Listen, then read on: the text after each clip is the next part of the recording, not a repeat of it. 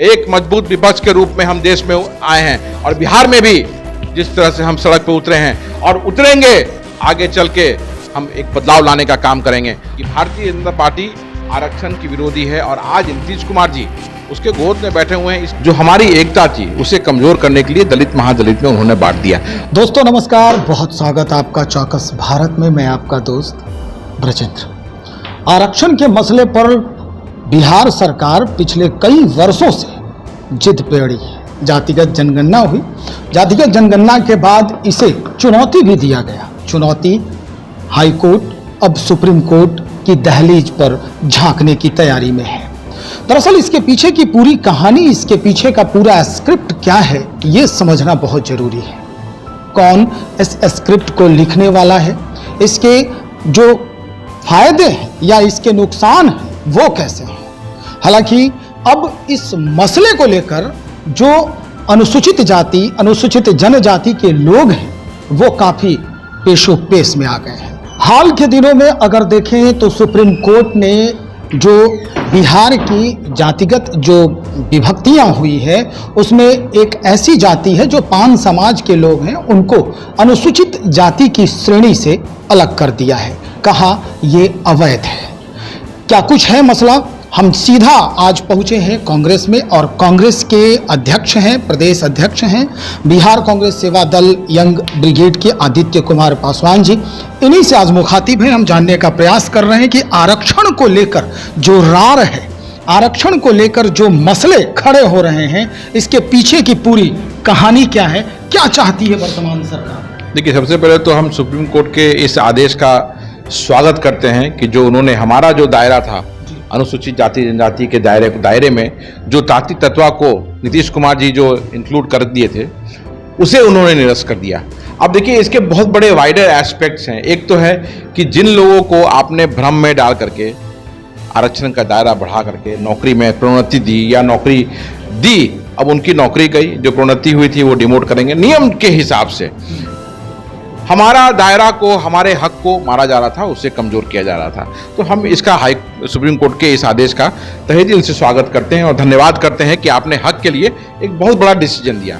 अब चलते हैं आरक्षण के मुद्दे पे। आरक्षण के मुद्दे पे मैं सबसे पहले आपके माध्यम से आज देश के युवाओं को ये बताना चाहूंगा कि आरक्षण कैसे देश में लागू हुआ। आरक्षण लागू हुआ जब बाबा साहब भीमराव अंबेडकर ने आरक्षण का मसौदा तैयार किया और कांग्रेस ही वो पार्टी है जिसने आरक्षण को लागू किया, अनुसूचित जाति जनजाति को।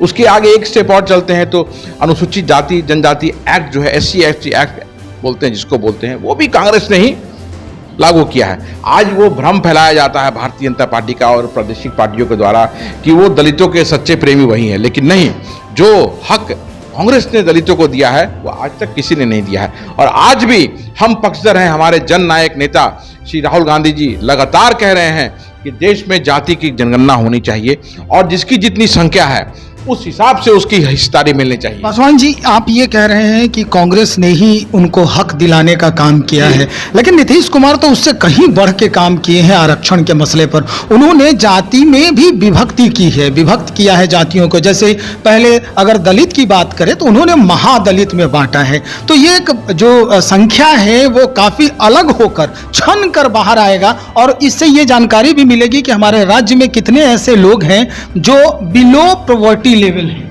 नहीं, देखिए, वो BPL की जो काउंटिंग होती है उसका सिस्टम अलग है। ये सिर्फ और सिर्फ राजनीति के लिए उन्होंने किया। जो हमारी एकता थी उसे कमजोर करने के लिए दलित महादलित में उन्होंने बांट दिया। और जहां तक आरक्षण का बात है कि नीतीश कुमार जी कहते हैं कि हम हितैषी हैं दलितों के, तो अगर दलितों के हितैषी होते, अनुसूचित जाति जनजाति के हितैषी होते, तो उसमें अति पिछड़े के दो जातियों को अनुसूचित जाति जनजाति में नहीं उसको इंक्लूड करते। तो ये साफ दिखाता है कि दलित समाज को वो कमजोर करने के लिए वो काम कर रहे हैं। और आज देखिए, जो आरक्षण का दायरा महागठबंधन ने, जब महागठबंधन की सरकार थी तो गणना की गई, गणना करके आरक्षण के दायरे को बढ़ाया गया। सुनियोजित तरीके से भारतीय जनता पार्टी ने रिट याचिका अपने लोगों के द्वारा करा करके उसको हाईकोर्ट से निरस्त करवाया। हाईकोर्ट से निरस्त हुआ, ठीक है, लेकिन हमारा ये कहना है कि अगर नीतीश कुमार जी की मंशा अच्छी है और वो चाहते हैं ऐसे ही में दलितों को हक और न्याय मिले, तो आज उनके एक सशक्त समर्थन से केंद्र की सरकार चल रही है और वो कहते हैं कि चाबी हमारे पास है। तो चाबी अगर आपके पास है तो कौन आपको रोका है कि संविधान की 9वीं अनुसूची में इसे शामिल करा करके कानून का रूप दिया जाए, या फिर विधानसभा में से विधेयक पारित करा करके इसे कानून बनाया जाए और आरक्षण का दायरा बढ़ाया जाए। क्योंकि बिहार एक पहला प्रदेश ऐसा नहीं होगा जहां आरक्षण का दायरा बढ़ा हुआ है। तमिलनाडु में ऐसा है, उत्तर पूर्व के जितने राज्य में आप चलेंगे तो आप देखेंगे वहां पे दायरा बढ़ाया हुआ है। तो हम कोई अलग नहीं है, और हमारी संख्या अगर उतनी है तो हमें उसका हक मिलना चाहिए। आप अगर हमारे सवर्ण भाई बिहार में अगर हम 65% हमें मिल रहा है आरक्षण, और बाकी में अगर सवर्ण है, चाहे वो 10 हो, 20 हो, 30% जो भी हो, उन्हें उनका हक मिलना चाहिए, और बिल्कुल उनका हक है। उसी तरह से हमारा अगर संख्या 65% है, हमें उस हिसाब से आरक्षण मिलना चाहिए। इसमें कहीं कोई गलत नहीं है। इसमें इतना हाय तौबा जो भारतीय जनता पार्टी मचाती है, और ये सर्वविदित है कि भारतीय जनता पार्टी आरक्षण की विरोधी है, और आज नीतीश कुमार जी उसके गोद में बैठे हुए हैं। इसलिए देखिए, इस पे कोई चर्चा नहीं हो रही है, सिर्फ इस चीज की चर्चा। आदित्य जी, एक सवाल हमारा भी है, ये इसी पर हम सवाल करेंगे कि अब परेशान क्यों इतना हो रहे हैं। दलितों के रहनुमा खुद को कहते हैं चिराग पासवान, नीति आयोग के अब सदस्य हो गए हैं, अब तो कुछ परिवर्तन होगा, अब इतना आप भी परेशानी ले रहे हैं। भाई, करीबन 30 साल तक श्रद्धेय रामविलास पासवान जी केंद्र सरकार में विभिन्न सरकारों में मंत्री रहे, गठबंधन अपना बदलते रहे। दलित समाज को क्या मिला? दलित समाज को मैं आपके माध्यम से बिहार के उन सभी दलित भाइयों से, पासवान भाइयों से पूछना चाहता हूं कि श्रद्धेय रामविलास पासवान जी सत्ता के शीर्ष पर हमेशा रहे, समाज को उन्होंने क्या दिया? किस समाज के किस लड़के को उन्होंने सांसद और विधायक बनाया? जहाँ तक मेरी नज़र जाती है और जब मैं देख पाता हूँ तो मैं देखता हूँ कि उनके परिवार में जितने लोग थे सभी को उन्होंने सांसद, विधायक, और उसके बाद कोई बचता है तो बिहार के जाने माने अपराधियों को उन्होंने सत्ता के शीर्ष से पहुँचाया। तो मुझे बहुत उम्मीद नहीं है कि चिराग पासवान अगर नीति आयोग के मेंबर बन जाएं या केंद्रीय मंत्री हैं तो इस मामले में कुछ वो करेंगे, क्योंकि अगर करना होता तो पिछले 10 वर्ष से वो सांसद हैं, वो कर चुके होते, आवाज़ उठाते। लेकिन हमने कभी लोकसभा में ये आवाज़ नहीं उठाई, सुनी कि दलितों के हक के लिए या आरक्षण के लिए बढ़े जो निरस्त हुआ आरक्षण, अगर उन्हें दलित प्रेम होता तो बढ़े जो आरक्षण का दायरा जो निरस्त किया गया है उठाते वो लोकसभा में। हमने तो नहीं सुना ये प्रधानमंत्री जी से कह के संविधान की 9वीं अनुसूची में डलवाने का काम करते, लेकिन हम ऐसा होता हुआ देख नहीं रहे। इसलिए चिराग पासवान क्या करेंगे नहीं करेंगे इससे हमें कोई मतलब नहीं है। हमें जो हमारा हक है वो चाहिए, और वो हिस्सेदारी हम लेके रहेंगे, चाहे इसके लिए हमें सड़क पे जितना भी संघर्ष करना पड़ेगा हम करने को तैयार हैं। बिहार का दलित करने को तैयार है, बिहार का महादलित, पिछड़ा, अति पिछड़ा सब हमारे साथ करने को तैयार है। इसीलिए हम 22 जुलाई को राजभवन मार्च करने जा रहे हैं, क्योंकि बिहार में आज जिस तरह से देखिए, ये तो एक मुद्दा आरक्षण का मुद्दा है।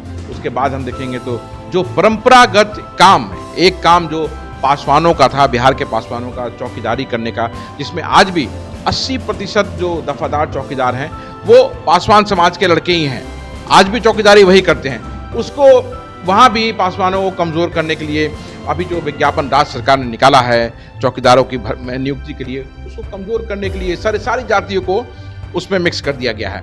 तो आप देखिए, श्री बाबू सवर्ण जाति से आते थे, बिहार के पहले मुख्यमंत्री थे। उन्होंने जो प्रथा चली आ रही थी अंग्रेजों के समय से, बिहार जो पासवान लोग चौकीदारी करते थे उसको डिस्टर्ब नहीं किया, और उन्होंने कहा कि नहीं, ये समाज चौकीदारी और लड़ाई करने में मतलब समाज की रक्षा करने में सबसे आगे है, इसलिए इसको डिस्टर्ब नहीं करना है और इसको बरकरार रखना है। उन्होंने इसको बरकरार रखा, और हमारा इतिहास जो है आप याद कीजिए, 1757 में जब पलासी की युद्ध हुई थी, नवाब सिराजुद्दौला नहीं हारा था, तो रॉबर्ट क्लाइव ने विशेषकर पासवानों को सेना में भर्ती किया और पासवानों की मदद से पलासी के युद्ध को जीता और नवाब सिराजुद्दौला को हराया, परास्त किया। अब वहां देखिए, अंग्रेजों की तो नीति थी बांटो, डिवाइड एंड रूल वाली। तो जब देखा उसने कि पासवान बड़े मजबूत हैं और इन्होंने बड़ी आसानी से नवाब सिराजुद्दौला को परास्त किया, तो उसने क्या किया, उसने ऐसा नियम बनाया जिससे कि सेना और पुलिस में पासवान नहीं जा सके। तो वहाँ से हम कमज़ोर हुए, लेकिन हमने अपने चौकीदारी की प्रथा को छोड़ा नहीं, हम लगातार करते आए, और आज नीतीश कुमार जी उसको कमज़ोर करने में लगे हुए हैं। इनकी राजनीति देखिए, महादलित हमारा भाई जो है, वहाँ विकास मित्र में सिर्फ महादलित है, और यहाँ पे जो हमारा एक अधिकार था पासवानों का रक्षा करने का, चौकीदारी करने का, बिहार में 80% हम हैं भी, वहाँ पे सारी जातियों को उन्होंने घुसा दिया। तो ये बिल्कुल एक साजिश के तहत दलितों को कमजोर करने के लिए, खासकर पासवानों को कमजोर करने के लिए वो राजनीति करते हैं। मतलब आप ये नीतीश कुमार जी में ये छवि देख रहे हैं कि अंग्रेजों की जो नीति थी, फूट डालो और राज करो, वो नीतीश कुमार अब अपना रहे हैं। अगर कहा जाए आरक्षण की 2005 से ही वो ऐसा काम कर रहे हैं। जब से सत्ता में आए तो सत्ता में आने के साथ ही उन्होंने दलित महादलित किया।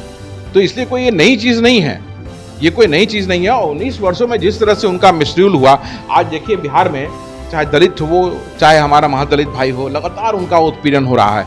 लगातार सिंगल आउट करके पासवानों की हत्या की जा रही है। महादलित भाइयों को के ऊपर लगातार उत्पीड़न का केस आ रहा है। अब देखिए गया में एक हमारे भाई को न्याय मांगने गया तो उसके दोनों हाथ काट दिए गए। अभी मनियारी में 3 दिन पहले क्या हुआ, दबंगों ने शादी के लिए वहाँ पे पगडंडी गांव के लोगों ने खुद ही बनाया कि बारात आ सके। दबंगों ने बुरी तरह वहाँ महादलित भाइयों को पीटा, उसके बाद वहाँ उनके देह पे पेशाब कर दिया। तो हम किस युग में रह रहे हैं?